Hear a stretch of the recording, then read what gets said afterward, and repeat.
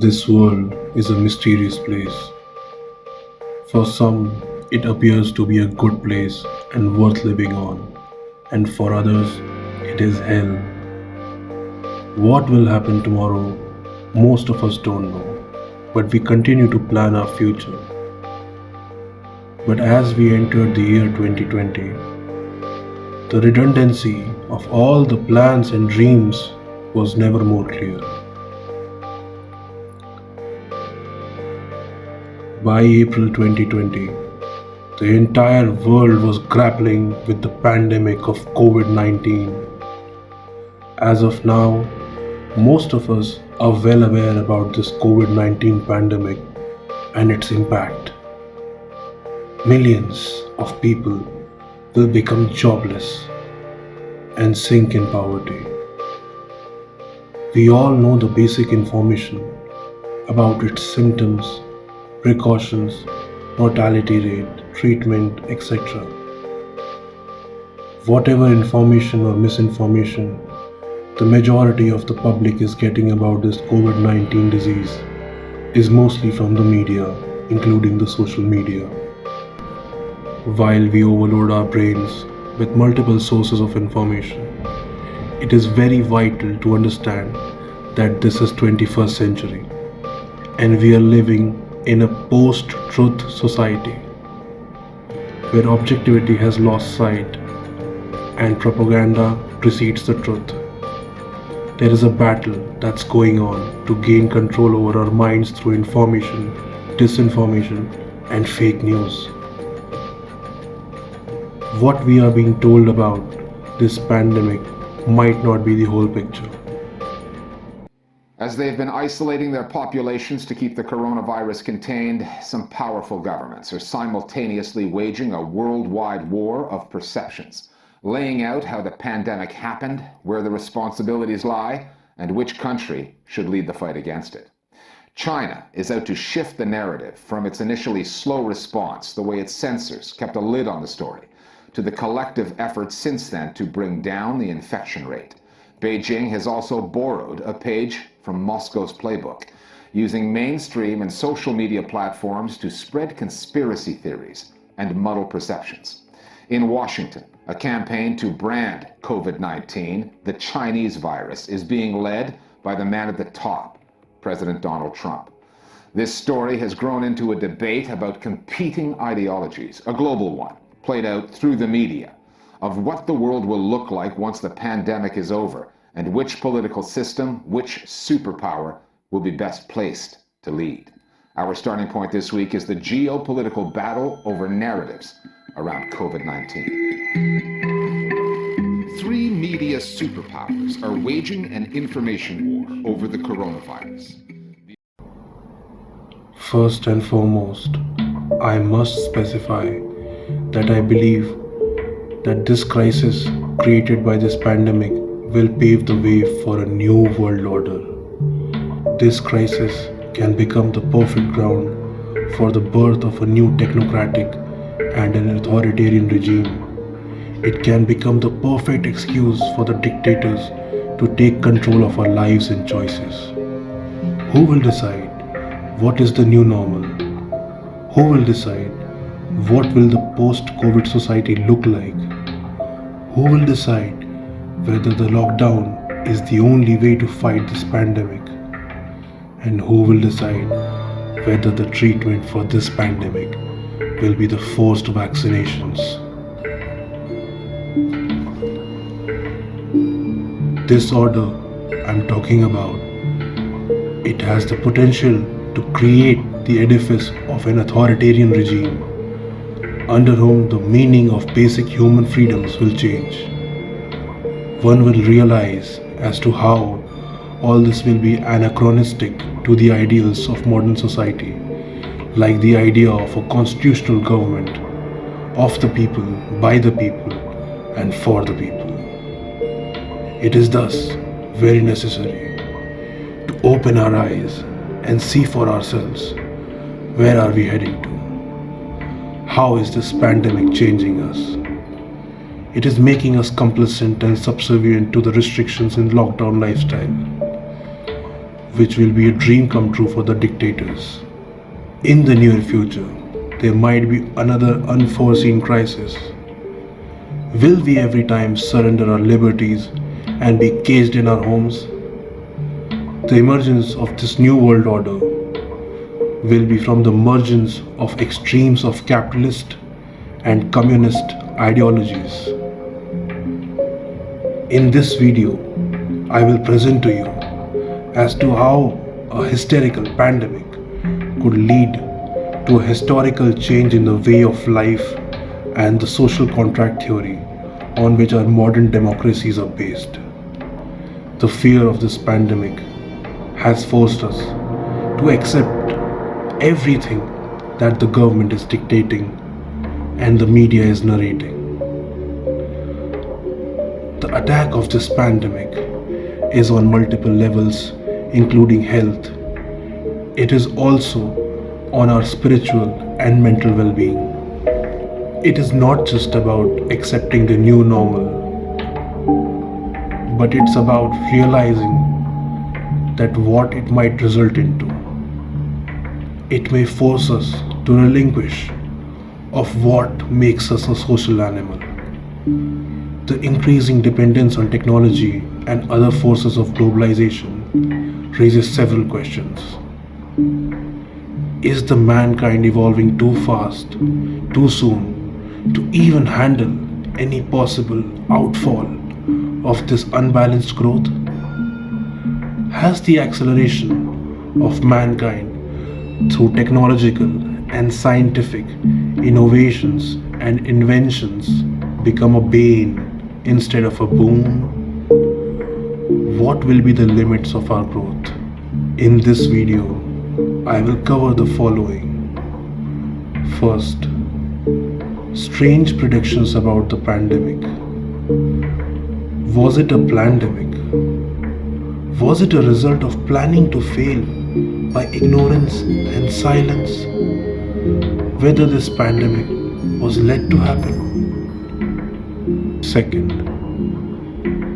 the New World Order and its connection with the coronavirus. How can the coronavirus bring the New World Order? On 24th of March 2020, in India, like several other nations, the central government, along with some state governments, decided that the lockdown was the only way out. Lockdown, a word which shall be a reminiscent of a cauldron of disturbing emotions for the entire humanity, until something else more unsettling comes along in the future.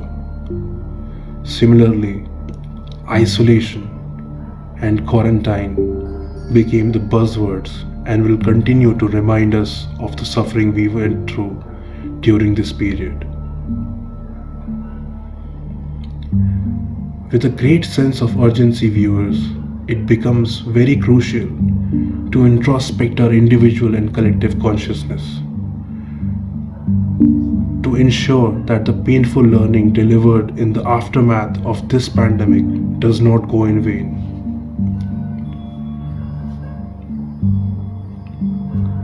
I will discuss with you about the constitutionality of the lockdown and its impact at a later time. But first, it becomes extremely important to make you realize that if we don't wake up now, we are going to see our nightmares turning into a reality. For now, we cannot afford to keep our eyes wide shut and continue to live in a semi-hypnotic trance. We have to change ourselves in order to ensure that the humans are not trapped in the name of protecting their lives. One thing this pandemic has definitely made us realize is the fragility of human lives. I believe that the need of the hour is that we become a more compassionate, empathetic, and responsible race on this planet. We have to start treating others and this planet as we would treat our loved ones and our homes. The purpose of my work here in creating this video is to instill in my viewers' mind, to ignite in my viewers' mind a spirit of inquiry, a sense of awareness that spreads beyond the web of the modern life. I will be talking about things that most of you would have never ever thought about or come across. As being entangled in our own life, we seldom care to think beyond the usual.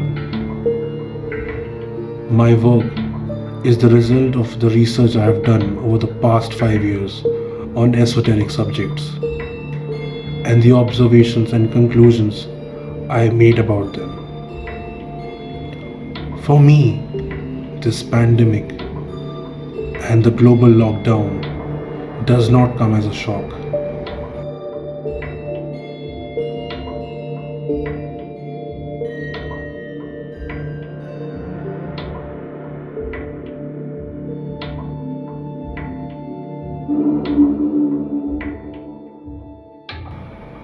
Man is born free, and everywhere he's in chains.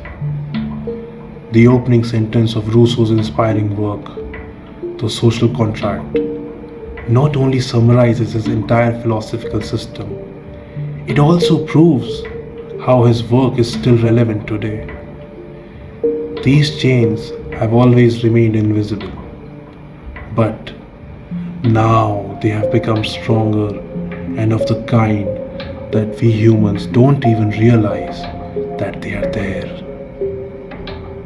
It will not be an exaggeration if I say that the hysteria created by this pandemic and its response is redefining the social contract theory.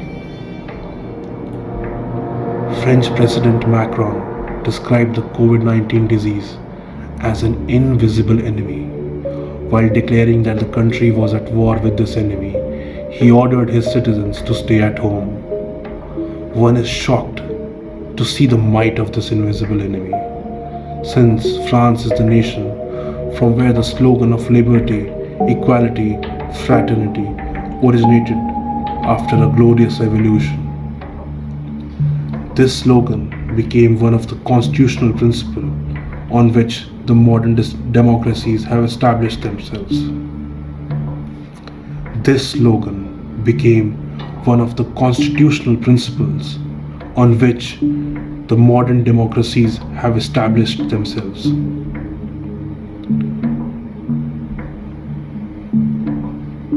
One of the most ironical thought that comes to my mind is that this virus may make civil revolutions a historical phenomenon, since now we cannot act or assemble together, we cannot protest together, as we can be a potential threat to each other's life. We are supposed to be living through the Anthropocene, an era where human activity has become the dominant influence on the environment. The idea of Anthropocene conjures notions of human omnipotence, but COVID-19 has revealed the astonishing fragility of our societies. It has exposed our inability to cooperate, to coordinate, and to act together. But perhaps we can't control.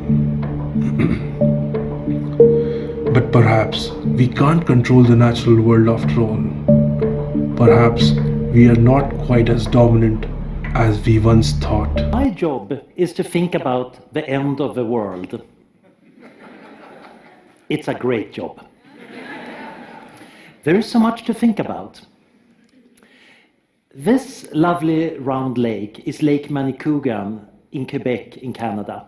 It's about 70 kilometers across, and about 200 million years ago a rock the size of Vienna, quite literally, hit the earth. That was not a good day to be around in Canada. And of course, if it had happened today, it would have been an even worse day, not just in Canada, but worldwide. It would have ignited fires hundreds of kilometers away, And it would have lofted dust up into the stratosphere, dust that would have remained for at least a few years, probably about a decade, which would have made it hard to grow any crops worldwide. We would be starving. It would definitely not be good if that happened. And of course, there are 884 known objects orbiting roughly around the Earth's orbit about this size or larger. None of them known to be on a collision course, but given time, one of them is going to hit. However, it happens rather rarely, probably just once every 10 million years or so, so the chances for tomorrow are pretty good. Back in 1918, the soldiers coming back home from the First World War were carrying something else with them home: influenza. The 1918 influenza was one of the worst pandemics we ever seen. The virus, which was probably transmitted from birds into the human influenza genome, killed 50 to 100 million people. That's more than the humans actually killed during the war. It would probably not have happened with us humans, having a war, weakening our immune defenses, starving many people, and then using modern railway transports to bring people around. And of course, the real problem is pandemics are still happening. The Black Plague might be in the far past, but we had some close calls with SARS and Ebola. And there might be other things happening because of our biotechnological skills. We are able to construct new influenza viruses, and people actually for research purposes have made pandemic influenza in the lab, and let's just hope we can keep it in the lab. And that nobody with a biolab at home thinks, hey, I can do that too. That would not be good. In this video, I will reveal to you some shocking facts that I have carefully verified and made sure that they are not fake news. These facts will demonstrate that how there were enough red flags regarding the possibility and potential of a pandemic, yet the government and institutions responsible for the public health were walking like a deaf and a blind person on a railway track.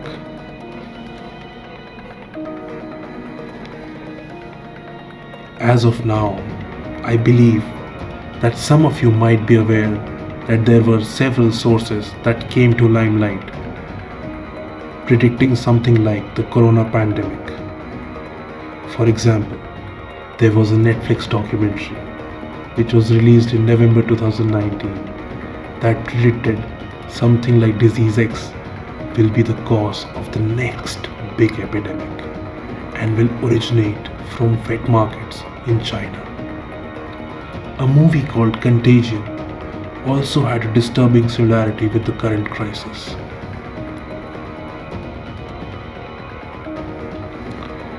These strange predictions raises several vital questions.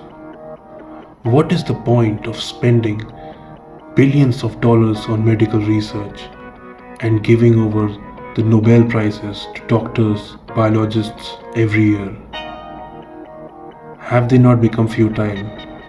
Is it not bizarre that despite the several warnings and predictions made by the scientists and researchers, the world was not prepared to control the damage done by the virus?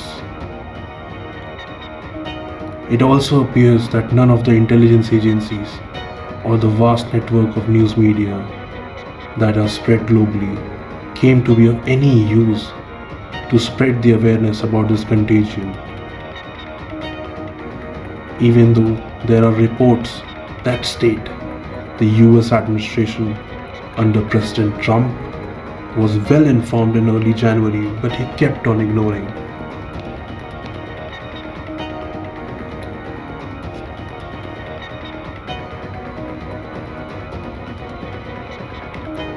An article published in ABC News gives us the information that as late as November 2019, US intelligence officials were warning that a contagion was sweeping through China's Wuhan region, changing the patterns of life and business and posing a threat to the population.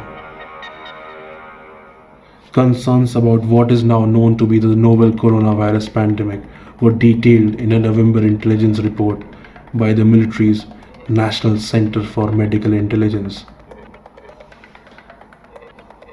The global response to COVID 19 is the greatest science policy failure of this generation.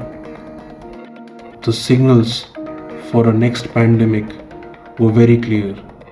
We had major outbreaks in the past: Hendra in 1994, Nipah, SARS in 2003, MERS, Ebola. These major human epidemics were all caused by the viruses that originated in animal hosts and crossed over into humans. COVID 19 is caused by a new variant of the same coronavirus that caused SARS.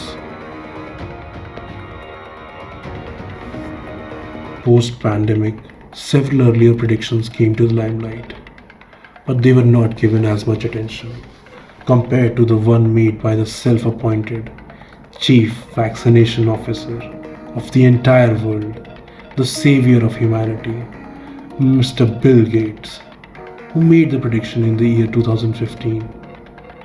Another close friend of Mr. Gates made a similar prediction in the year 2017.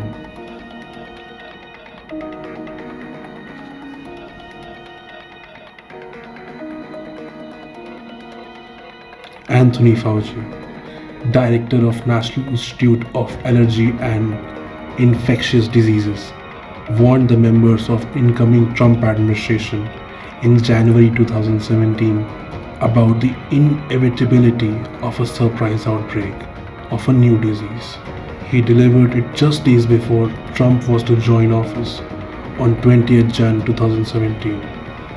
An even older CIA report published in 2009, titled as State of the World 2025, stated, if a pandemic disease breaks out, it will be in a densely populated area with close proximity between humans and animals, such as exists in some markets in China or Southeast Asia, where people live close to the livestock.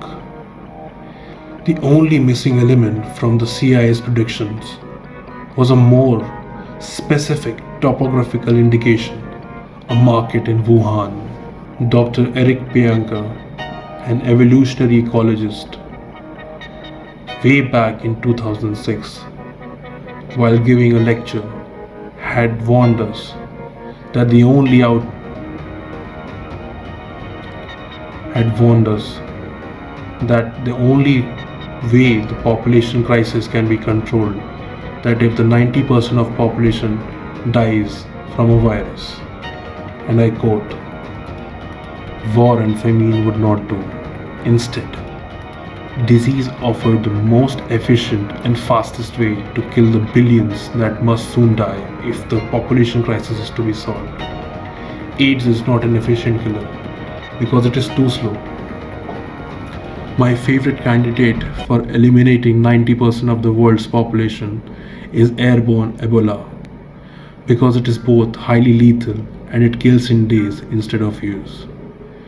We have got airborne diseases with 90% mortality in humans. Think about that.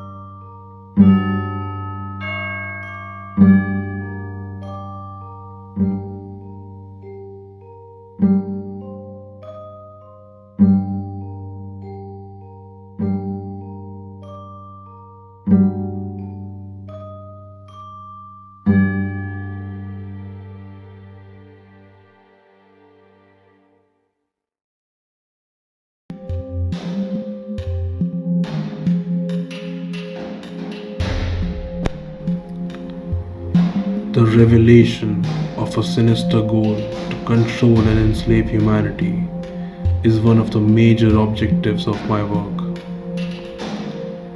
The global framework required to achieve this goal is what I and many others know as the New World Order. In the aftermath of this pandemic, it became absolutely essential for me to speak about this New World Order and bring forth my understanding of this doctrine. I came to the realization that more than 99% of the people I have come across, very few have the knowledge and understanding of the New World Order. This phrase New World Order, some of you might have come across in the news headlines and elsewhere. However, it is important that I elucidate upon the meaning of this phrase. What is this New World Order? It is a conspiracy by a secretive power elite group with a globalist agenda that is conspiring to eventually rule the world through an authoritarian world government which will replace the sovereign nation states, and an all-encompassing propaganda whose ideology hails the establishment of the New World Order as the culmination of history's progress. Many influential historical and contemporary figures have been alleged to be a part of this cabal that mainly operates through many front organizations to orchestrate significant political and financial events, ranging from causing systemic failures to pushing through controversial policies at both international and national levels as steps in an ongoing plot to achieve world domination. These people are the stakeholders in the development of a new world order. This is the 1% of the population that is trying to control the rest of the humanity. The term New World Order has been used to refer to any new period of history evidencing a dramatic change in the world political thought and the balance of power.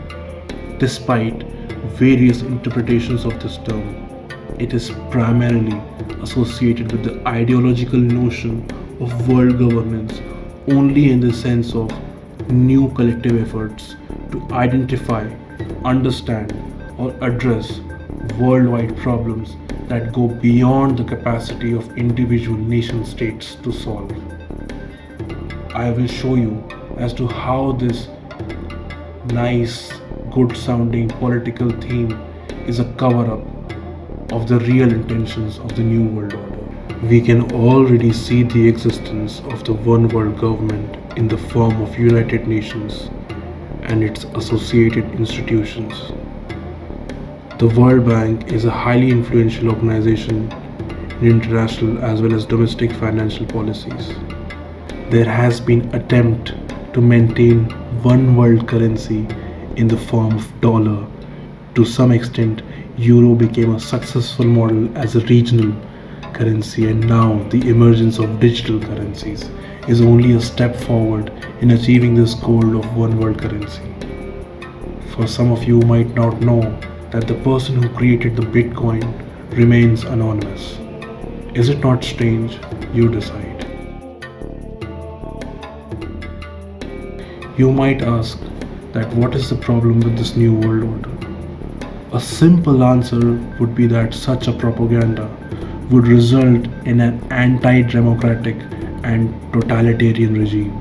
As you must have seen, that almost all the news channels in India have delved upon the aspect on whether this pandemic is a result of a biowarfare conspiracy by China, but they are missing out on the larger picture. This corona pandemic and the lockdown can be a trial run or a step closer to achieve the New World Order of one world government. The players of this game, as I will unveil later, have meticulously worked towards a centralized authoritarian world government model, and I shall present you several information and evidence of the existence of such model. For the initial understanding of this model, I would use the phrase problem, reaction, solution. It is a form of Hegelian dialectic, usually presented in a threefold manner.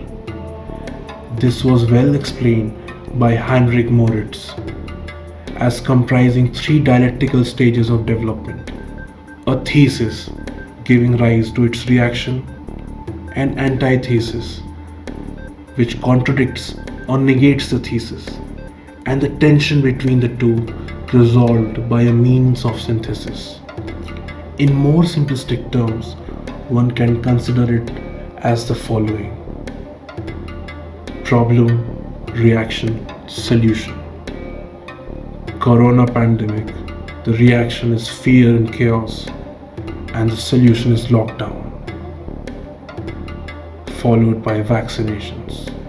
The phrase New World Order or similar language was used in the period towards the end of the First World War in relation to Woodrow Wilson's vision for international peace. Wilson called for a League of Nations to prevent aggression and conflict. The phrase was used sparingly at the end of World War II when describing the plans for the United Nations and the Bretton Woods system, partly because of its negative associations with failed League of Nations. However, many commentators have applied the term retroactively to the order put in place by the World War II victors as a new world order. Since then, we can see how every time a global problem has arisen, the people responsible for creating such problems at the first place are offering us noble solutions. Let's talk about the problem of terrorism in the Middle East. I believe we all know that who was funding Osama bin Laden at the first place.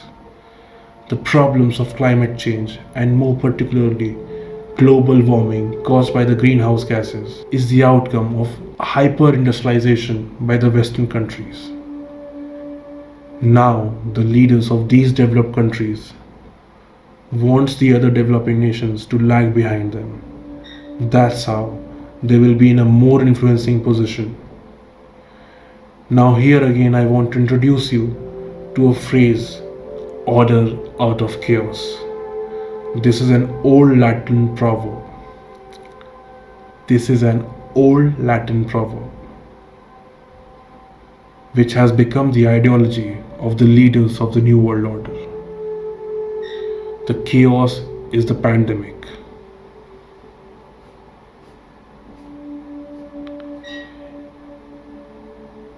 If we see the progress of international politics and history, we can see a pattern. The pattern is of creating a common enemy. For example, the world wars, the world financial crisis, the world climate crisis, terrorism, nuclear threats, etc. Even though we are facing a crisis created by a pandemic, the right question will be at this time: what or who will be the next common enemy? When the leaders of the developing countries, smaller nations, are facing uncontrollable deaths of their citizens and unable to handle the situation, they will be looking up to more developed nations. This becomes the perfect gateway for the big brothers to intervene. The global dictators will be then empowered to take policy decisions on health, trade, etc. for an entire group of countries.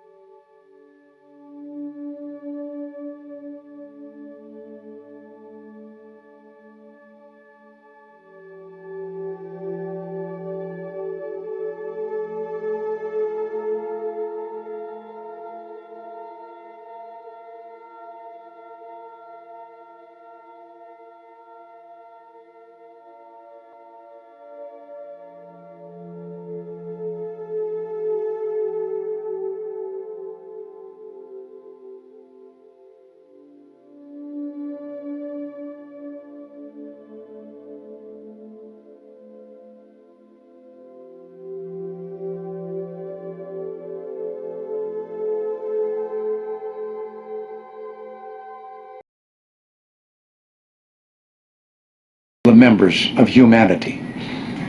Perhaps we need some outside universal threat to make us recognize this common bound. I occasionally think how quickly our differences worldwide would vanish if we were facing an alien threat from outside this world.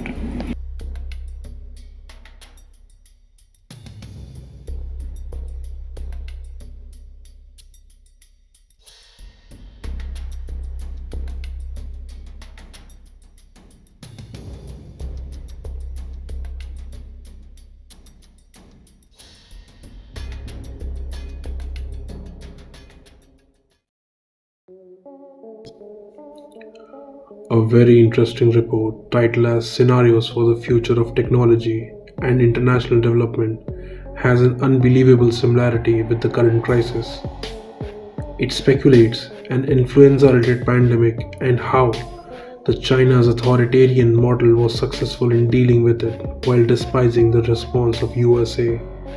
This report was published in 2010 by Rockefeller Foundation. Now let me make one thing very clear about my opinion on the lockdown. As a short-term measure, it may be the right step. However, tomorrow there may be a new disease or a new threat upon humanity. Will we every time surrender our freedom? Will the decisions be taken without consulting the public? There were so many diseases and outbreaks in the past, but the world never witnessed something like a global lockdown. Whatever information and perspective I have shared by now may be termed as a conspiracy theory, but these are too many coincidences and parallel developments that cannot be ignored. Have you heard of the principle of Occam's razor? If not, then Google it. Sometimes truth remains a minority, but it still remains the truth. There is a vital difference between a conspiracy theory and fake news. The attempt of the global elite and the power players has been to merge the two.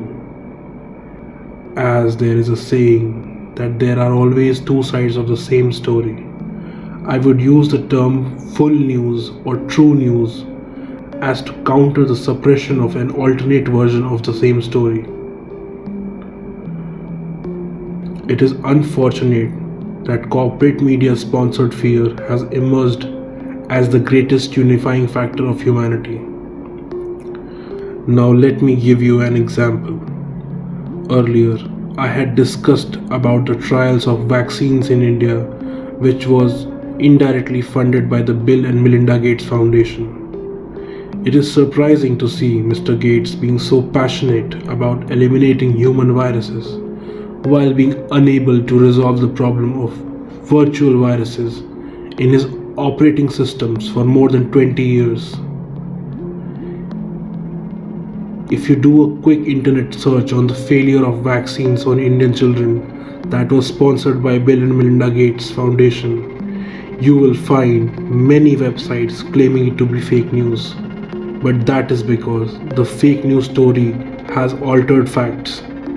The truth is that the vaccine trials were done without consent of the children or their parents, and many fell ill and some died. This is just one example of labeling a story not suitable to the global elite as fake news or a conspiracy theory. It is for you to decide that after all that you have seen by now, can you afford to ignore the alternate version of this pandemic story? The choice is yours, whether you want to remain a skeptic or a conspiracy realist.